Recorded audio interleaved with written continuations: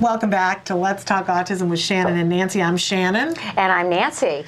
And we have a very fun segment today. It's always good to have some fun. Yes. With us is Gabrielle Kaplan-Mayer, and she is an expert on cooking with our kids.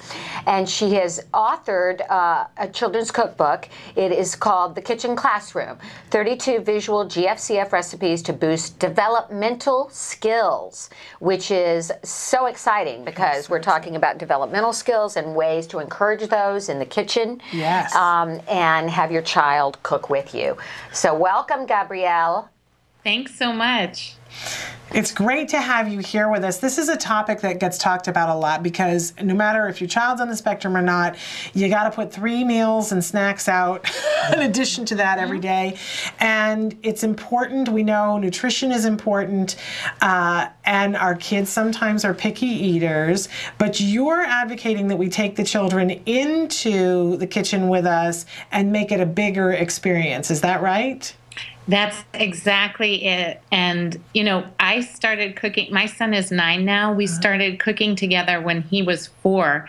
And at that time, it was actually, we started when I was doing an RDI program with my son, Relationship Development Intervention. And our therapist was looking for ways to get George to do back and forth with us.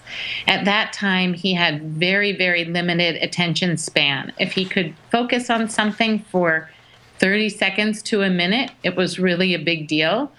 And so I was really skeptical at first that we could have longer back and forth activities. And she actually suggested cooking. I was really taken aback, even though I love to cook.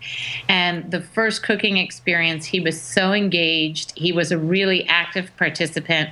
He had fun with it and connected. And I said, okay, we're going to dive into this. And so how did you get from there to doing a cookbook? It was a very gradual process. You know, we started cooking together about, maybe once or twice a week. And I started with really basic, simple activities like measuring dry ingredients and pouring them into a bowl. So in the kitchen classroom, I have 4 levels of recipes, and one of them is really basic trail mix, where you're measuring your nuts and your raisins and you're dumping into the bowl. So we started with really simple activities that were helping him to focus and to work on fine motor skills.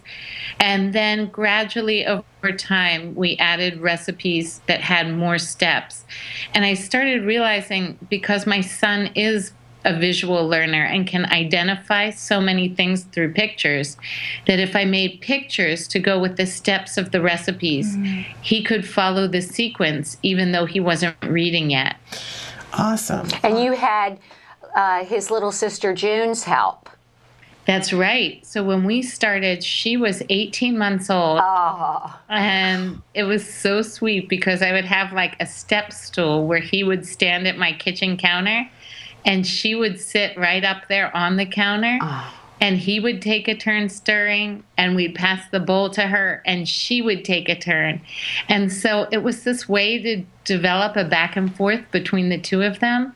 And to this day, it's one of my favorite activities that I can do with both of the kids together. And now she's 6, and she can model a lot of things that he's still working on, like waiting for your turn, that are really important. That's just great. Tell us about some of the other benefits that they can get from this experience, from our children, that our children can get from cooking, children on the spectrum specifically. Sure. So I think one of the really big pieces is that all of our kids have intense sensory needs. And cooking is one of those experiences that's a multi-sensory experience. You have your olfactory sense where you're smelling the different spices and aromas and fruits and oils. And you have the tactile where, you have some things that are gooey and sticky and some that are dry and floury. And cooking's a way to practice getting used to all those sensations. So my son tends to be a sensory seeker. He's always looking for that input. So cooking's a really appropriate way for him to get it when you're pounding out a dough and kneading with your hands. And I've worked with kids who are really, sensory avoidant and don't want to get gooey or icky stuff on their hands. And so the process of practicing, first with a long spoon so they're far away but still stirring, and then gradually become more comfortable and get closer, and maybe a little bit gets on their hands but they don't freak out. So working on sensory stuff is a great thing through cooking. And in the book, we identify all kinds of different developmental skills and how you can use cooking to work on all of those. So everything from fine and gross motor to communication and language, which is so important for our kids, reading, math, science, and maybe the most important, social skills. Okay. Yeah. Gabrielle, you know what? You can sit back just a little bit. Oh, we're starting to. There you go. Now we can see more of you. That's awesome. We can see more of you.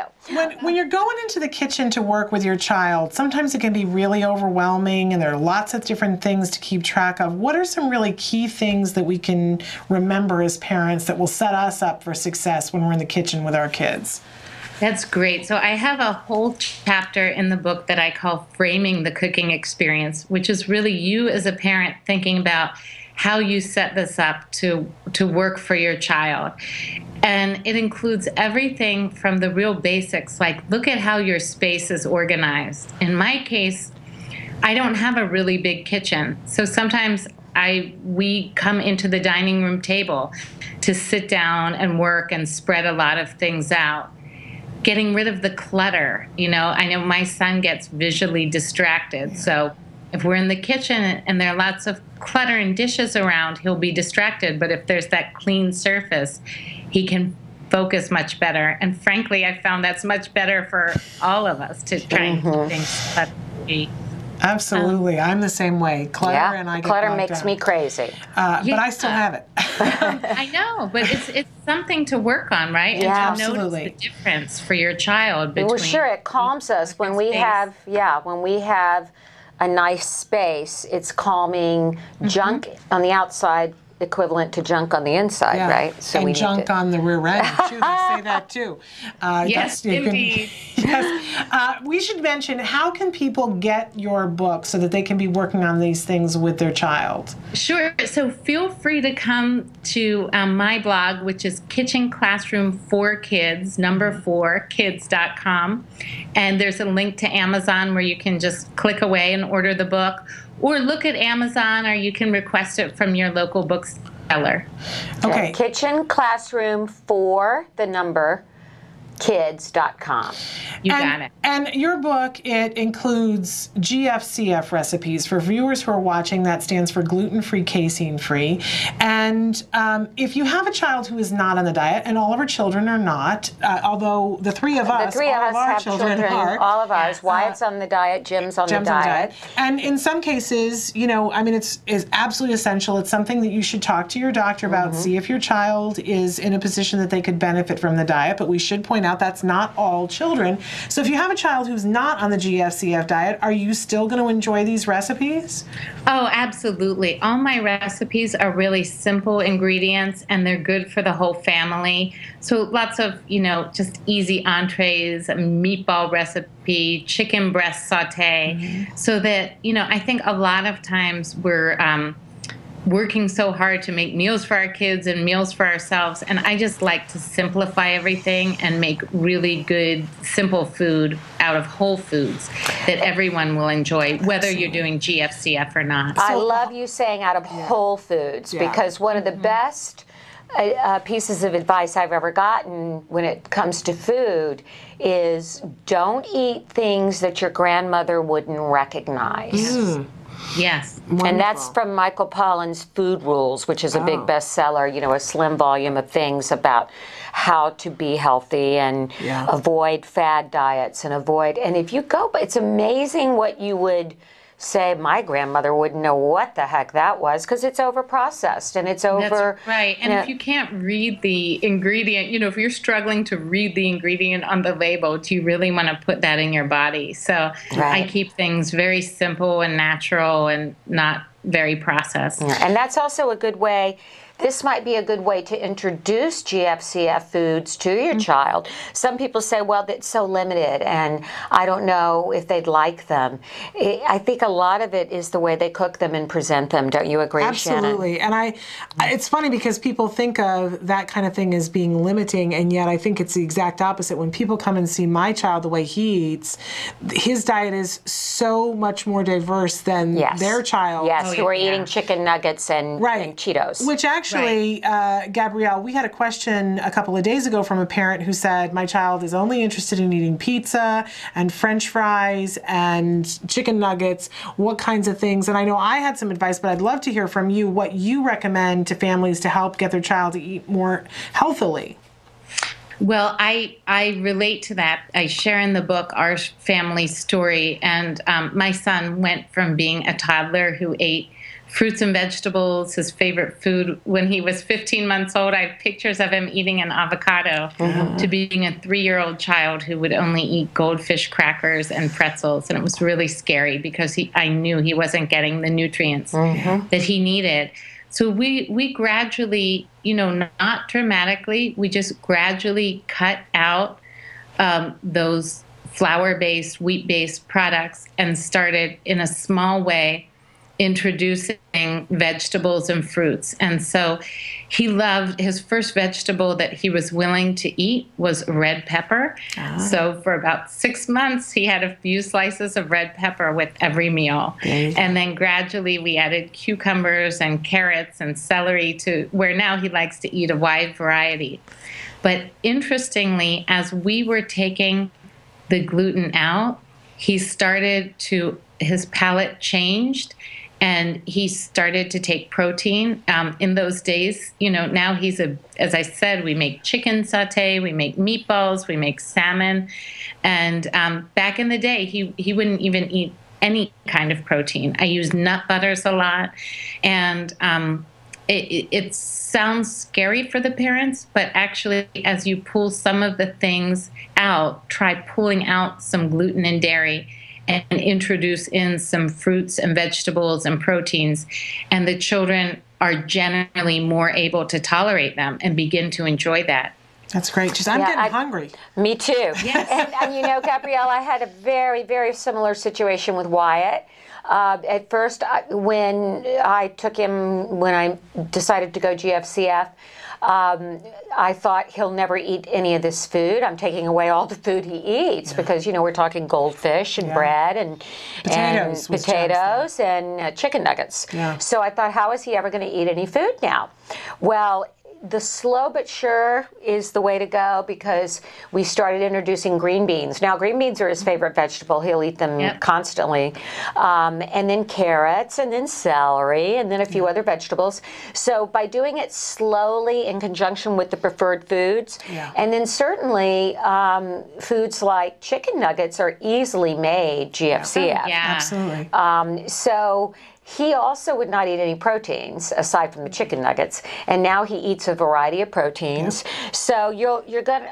I would like to encourage parents to really bring in these foods, these healthy vegetables, because you may think you might not be able to do it, and your child won't like it.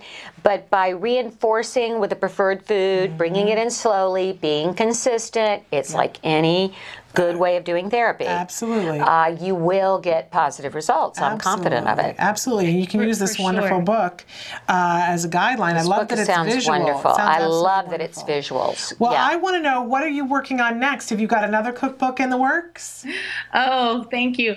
So what I'm doing right now is on my blog at kitchenclassroom4kids.com, I actually feature a recipe of the week so that for the families who've made all 32 recipes in Kitchen Classroom and love them and had fun with them and used them again and again, I always have something new.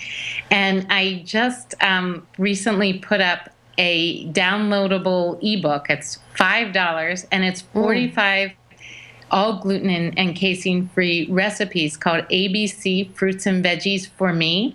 And it takes you through the alphabet through really fun fruit and veggie recipes. I love that. Great idea. So like we were, my son is still working on his literacy, and we're making sure that he knows all of the letters. And so we pick like a letter and work on it for a few weeks. And we did all of our apple recipes. And then we got to B and got our blueberries and bananas. And we go through the whole alphabet. And I promise you, there's something for every letter. That's awesome. That's fun. That's really, you're really clever, and I love this because we've been talking about this in preparation of you coming today all week about how you've taken cooking and turned it into natural environment training, and you're bringing in all these different subjects, math and science and social language and language development. It's very clever, and the payoff is they're learning a real skill with side skills, and you're working on the nutrition too. So congratulations on being really clever. Yeah, and Thank you so much. Very clever, and I'd like to. We'd like to put the book on the Act Today website for families with a link so they can get it. And you know, maybe we'll do something. We'll get some of the books and do a giveaway with them. That would be fun. Awesome. That would be really so we'll talk to you about that. Give away to some of our viewers. Okay, that would be awesome. Because we're always looking for fun things to do with our children, and when it involves food as well and getting them to eat healthy, I mean, that's a win-win-win all the way around. Absolutely. So thank you so much for being with us, and we'll look forward to talking to you about that so we can give away some books. Thanks so much for having me. It was great to connect with you both. Keep up the great work. You too, Gabrielle. Bye-bye. Bye-bye. Bye.